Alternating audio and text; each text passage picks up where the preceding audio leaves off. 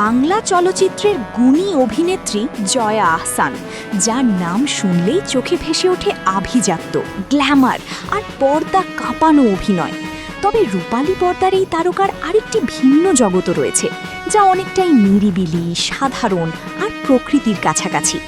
ব্যক্তিগত জীবন নিয়ে খুব বেশি খোলামেলা না হলেও প্রকৃতির প্রতি তার গভীর ভালোবাসা বারবার ফুটে ওঠে তার কাজ ও সামাজিক যোগাযোগ মাধ্যমে শেয়ার করা মুহূর্তগুলোতে। সম্প্রতি নিজের সোশ্যাল মিডিয়ায় একটি ভিডিও শেয়ার করে ভক্তদের নতুন করে চমকে দিয়েছেন তিনি।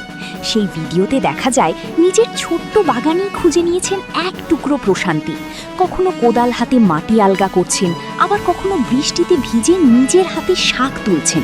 সব মিলিয়ে একেবারেই অন্যরকম এক জয়া, যিনি পর্দার ঝলকানির বাইরে একেবারে মাটির মানুষ। ভিডিওটির ক্যাপশনেও উঠে এসেছে তার অনুভূতির গভীরতা।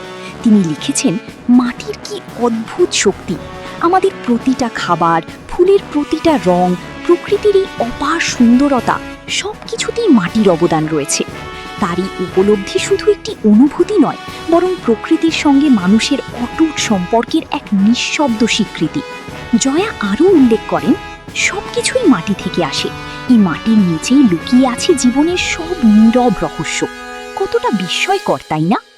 তারই কথাগুলো যেন আমাদেরও নতুন করে ভাবতে শেখায় প্রকৃতির সঙ্গে আমাদের সম্পর্ক কতটা গভীর।